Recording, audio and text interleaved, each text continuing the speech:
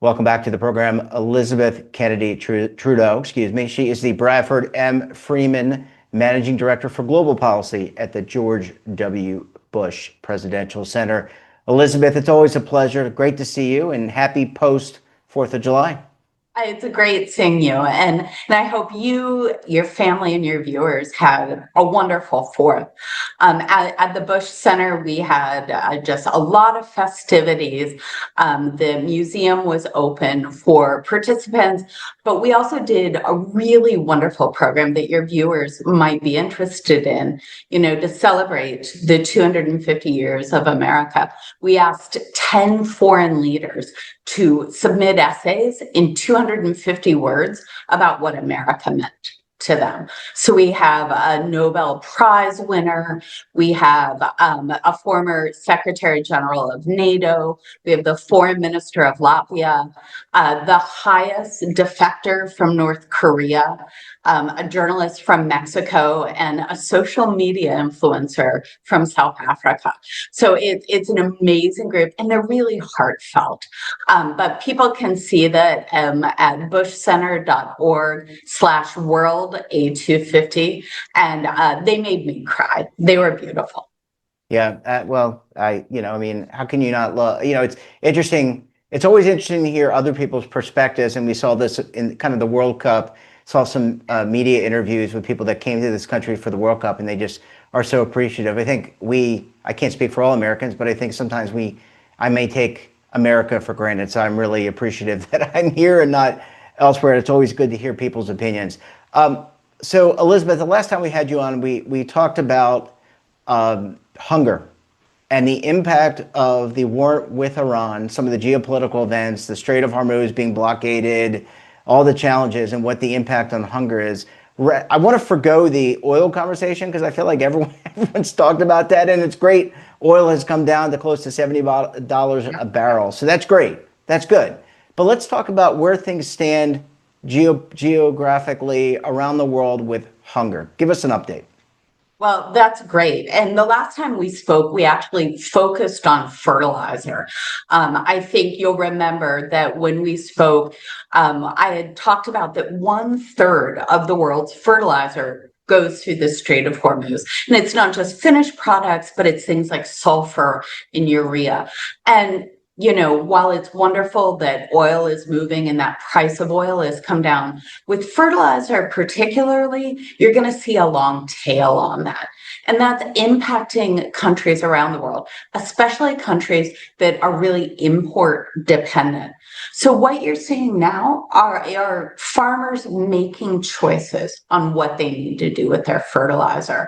It's planting season. You're seeing in Africa and Southeast Asia, and farmers are going to have to make that calculus as the price of fertilizer stays high. And I think for us, as we think about it, here in the United States, fortunately, the government has taken steps to protect our farmers. Elsewhere in the world, especially agriculture dependent countries, they don't have those guarantees. So one of the concerns I think that governments and analysts people are thinking about is what that tail is going to look like. Are we going to see lower yields on farms, particularly for smallholders? Are we going to see higher prices on groceries around the world, especially in markets where people are buying directly from farmers? And that's a concern because, famine is a reality in a lot of parts of the world. And fertilizer has made such an important gain for many of these smallholders. So it's something, we're very concentrated on because, as we say, how other people live matters to us as Americans. July 4th is a great way to remember that as well. So let's talk, I know food security, I'm going to call it food insecurity or food security is really important. You mentioned Africa, you mentioned the country, you talked about that there are countries that are net importers of their foods. Maybe they're not. Are there particular countries or areas, regions that stand out to you that we should be looking out for as a nation, as a world populace? Yeah, no, it's a great question because some of the areas I think that the world should focus on most particularly are countries that are already close to food insecurity. So countries like Ethiopia, countries on the Horn of Africa. I'm also taking a look at, as I mentioned, South Asia, Pakistan, India, some of the countries there that are really dependent on agriculture to feed their own people. Um, it's when your margin is so slim, that's when it's very easy to tip over into even graver food insecurity. So as we watch the situation in the Middle East evolve, one of the things I think we all have to keep in mind, it's not just oil that transits the Strait of Hormuz. And some of the things like fertilizer, like urea, like sulfur, they've got a long tail. So when you say a long tail, just can you put it in perspective for me? Sure. What does that mean? Because the president and others have talked, Mhm. and the Secretary of Energy have talked about, that I guess there's a divergence between where oil is versus the price of gasoline. We've seen gasoline come down, but it's not Mhm. directly related. It's not correlated, I guess, to use an economic term. So when the price of fertilizer is up, how long will it take once it comes down and there's more volume for us to see that in, or not us, but others around the globe to see that in terms of their food prices? So I've never been a guessing person, Jeffrey, and I won't start now. There's Okay, that's fine. professionals who preview markets, but what I will say is that farmers, particularly now, aren't just looking at this planting season. They're looking at multiple planting seasons. And food insecurity, as we talked about, particularly in those countries that are right on the precipice, are just feeding their own people right now. A decline in yield, or a farmer who chooses not to plant, or a farmer who chooses to move to crops that are less fertilizer intensive, that's got an impact on a population.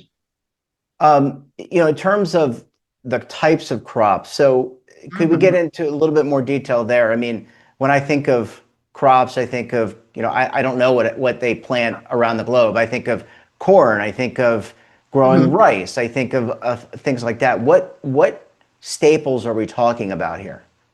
It's with the widespread use of fertilizer, particularly over the last couple decades, you're looking at a whole range of crops, rice, beans, things that are really staples, Yeah. grains of people's daily lives.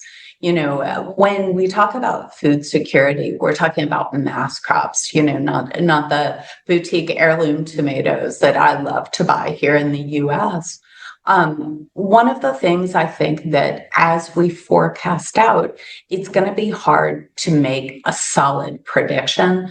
But with global food insecurity, really something that America, our leadership, our principles, we've really sought to address as a nation, not only through government, but through the generosity of the American people, faith based communities, international nonprofit organizations. I think it's something we all have to keep in mind. I'm old enough, not only am I old enough to remember the bicentennial, I don't remember the centennial, but I remember the bicentennial, so I'm that old. But I also remember in the 80s, USA for Africa, Feed the World, some of Sure. the work done, right? And Hmm. and this was a big deal because there was famine, there was a lot of suffering, and the world and a lot of nonprofits rose to the occasion, and that's great. Hmm. So are we close to that um, event occurring again, like a relapse in history, a recurring sense of history where we get to that point? Or are we just at the beginning where we can actually do something like the USA and other nations Hmm. can step up to help? The United States has always been an incredibly generous country. You talk about some of the huge concerts that we've done in decades past. The U.S. still gives foreign assistance, though some of our priorities have shifted in recent years. But it's really private Americans who lead a lot of this. So I think what you're seeing is there's some countries in the world that are always under threat of famine. Sudan is a really good example right now. Some of it's conflict related, some of it's governmental choices in individual countries. But countries around the world, richer nations around the world, and private individuals can also help.